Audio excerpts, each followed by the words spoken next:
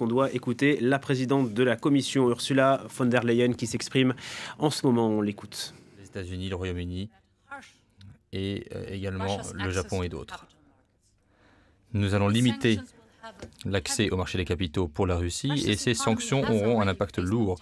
L'économie russe fait déjà face à une pression énorme depuis des semaines et cette pression sera accrue. Ces sanctions auront un impact fort sur la croissance économique russe, augmenteront l'inflation, augmenteront également la réduction des flux de capitaux et nos sanctions ensuite permettront également de limiter l'accès de la Russie à des technologies cruciales. Nous souhaitons fermer l'accès à la Russie aux technologies dont elle a besoin aujourd'hui pour bâtir l'avenir. Nos mesures affaibliront la position technologique de la Russie dans des domaines clés, en particulier les domaines dans lesquels l'élite russe gagne le plus d'argent. Nous ciblerons notamment le secteur des logiciels et tout cela aura un impact dommageable fort sur l'économie russe à l'avenir. Permettez-moi d'être très clair. Ce sera au président Poutine d'expliquer tout cela à ses propres citoyens. Je sais que le peuple russe ne souhaite pas de cette guerre. L'Union européenne et l'OTAN travaillent en étroite collaboration et cette crise nous rassemblera encore plus. Notre devoir partagé est de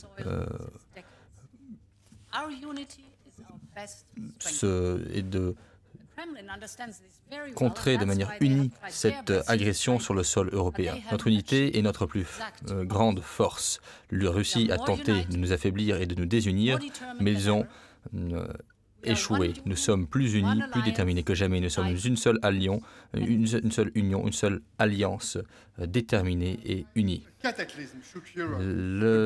nuit dernière, un cataclysme a eu lieu en Europe, une agression violente, flagrante de la part de Vladimir Poutine, une agression envers des êtres humains, une attaque militaire de grande échelle envers le peuple ukrainien. Cette attaque non provoquée et non justifiée ne ressemble à rien de ce qui s'est passé en Europe depuis la fin de la Seconde Guerre mondiale. C'est inédit depuis 1945. C'est une attaque envers le territoire ukrainien, son intégrité territoriale, sa souveraineté. C'est une violation flagrante du droit international, de l'état de droit, qui a été remplacé par la brutalité. C'est une attaque envers la paix et la sécurité en Europe. C'est également une attaque envers les fondements de notre Union européenne, c'est-à-dire notre projet de paix, de prospérité pour tous les Européens. L'Union européenne et ses États membres, main dans la main avec nos alliés, demanderont à la Russie de rendre des comptes. Le Conseil européen sera convoqué aujourd'hui et conviendra en principe d'un train de sanctions ciblées et massives. Nous conviendrons également d'une aide politique, financière et humanitaire envers l'Ukraine et son peuple. Les villes ukrainiennes ont été frappées, des innocents ont été tués, des femmes, des hommes, des enfants fuient pour protéger leur vie. Ils ont besoin de notre appui aujourd'hui plus que jamais. Nous avons également discuté des implications géopolitiques, économiques et humaines de cette agression envers l'Ukraine et je ne pense pas que le peuple russe souhaite la guerre. Vous ne souhaitez pas en Russie perdre la vie de jeunes hommes pour une guerre sans intérêt, qui n'a aucun sens. La Russie ne pourra pas continuer à justifier cette guerre insensée. J'en appelle au peuple russe. Vous avez le choix de ne pas suivre ces actions destructrices. Vous avez le choix de ne pas participer à cette tragédie sans nom et insensée envers le peuple ukrainien.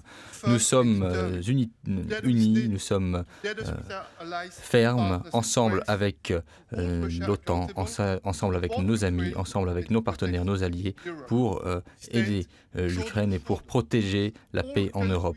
Nous sommes solidaires avec tous les pays de ce monde qui souhaitent protéger l'ordre international fondé sur des règles au nom de la paix. Merci.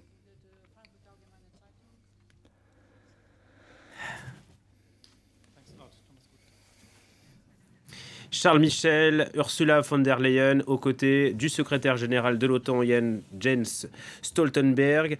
Charles Michel parle de cataclysme en Europe. La présidente de la Commission européenne dit que la stabilité en Europe est menacée. Il y aura un sommet des 27 ce soir à 20h avec de nouvelles sanctions. On est toujours dans les grandes déclarations, là, Bruno. Oui, alors on est dans les grandes déclarations. La seule chose un peu concrète, c'est... il y a deux choses en fait un peu concrètes. C'est les sanctions économiques ciblées massives, donc la deuxième vague, qui vont être dévoilées. Donc oui, ça c'est une réponse, puisqu'il ne peut pas y avoir de réponse militaire.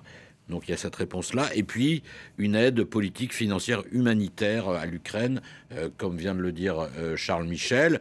Certains pays aussi au sein de l'Union européenne estiment que l'adhésion de l'Ukraine à l'Union européenne devrait être accélérée.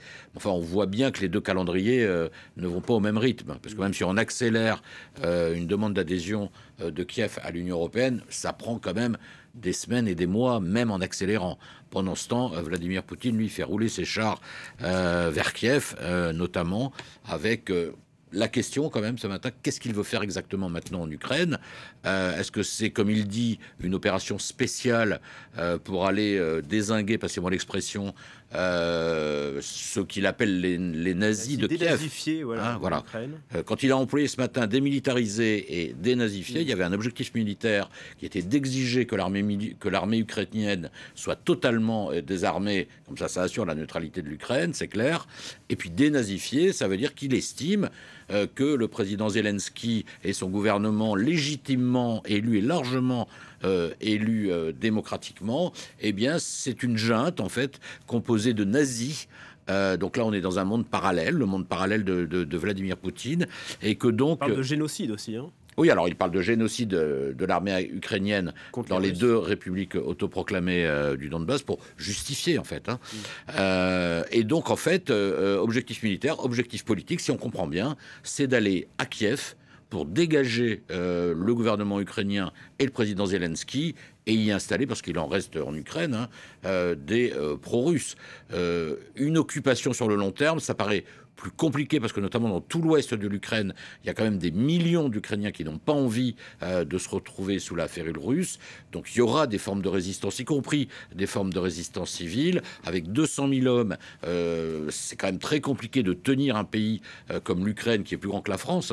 L'Ukraine, c'est 600 000 km², donc ça paraît extrêmement compliqué. Mais on ne sait jamais maintenant avec Vladimir Poutine, puisque vous savez, quand ce genre de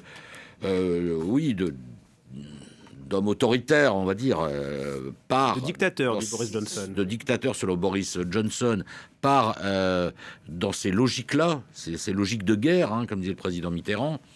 On ne sait pas où ça s'arrête. Et maintenant, il y est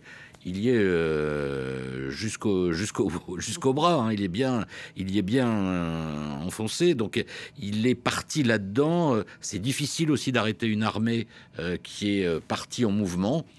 Il faudra beaucoup de discipline si vraiment son objectif, c'est de viser les bâtiments militaires et civils stratégiques des autorités ukrainiennes. On voit qu'il y a déjà eu des victimes civiles quand même, nous disaient nos envoyés spéciaux sur place. Ou s'il envisage une plus grande occupation de l'Ukraine, auquel cas ça prendra encore une autre forme. Bon, Roselyne, on revient quand même vers vous. Oui. On termine cette parenthèse sur l'élection présidentielle parce que c'est important. On est à 50 jours du premier tour, à moins de 50 jours du premier tour. La campagne continue et il y a ces déclarations d'Éric Zemmour, de Valérie Pécresse, de Marine Le Pen qui n'ont pas vu le danger finalement russe. Oui, et surtout les trois, c'est-à-dire Jean-Luc Mélenchon, Éric Zemmour et Marine Le Pen, notamment Éric Zemmour qui disait la Russie n'envahira jamais l'Ukraine. Il y a quelques jours encore. Donc, quelque part, ça devient décrédibiliser ces trois personnages qui, d'ailleurs, étaient ces trois personnages, deux en tout cas, Marine Le Pen et Éric Zemmour, qui sont susceptibles d'être présents au second tour. Donc là, c'est décrédibilisation totale. Oui, ça peut les affaiblir, ça ? Oui, je pense. Je pense. Alors aujourd'hui, il rentre dans le rang. On a entendu Jean-Luc Mélenchon qui dit que Poutine est le traité d'agresseur. Voilà.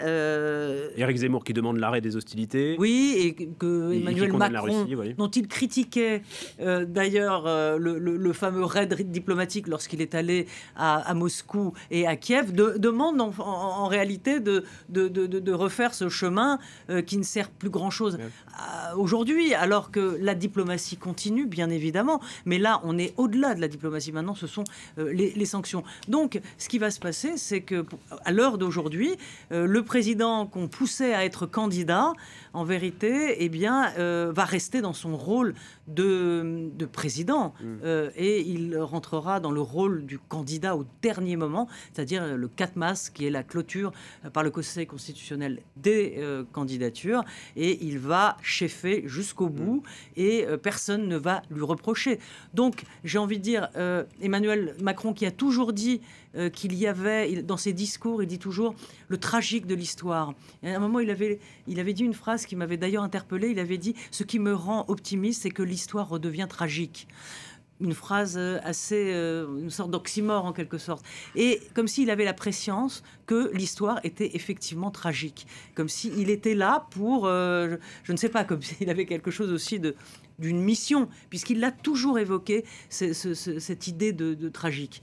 Et aujourd'hui, cette position qu'il a d'un président dans l'histoire tragique, eh bien, ça va sans doute renforcer sa posture on va dire jupitérienne, en tout cas d'homme, de président, de chef de guerre.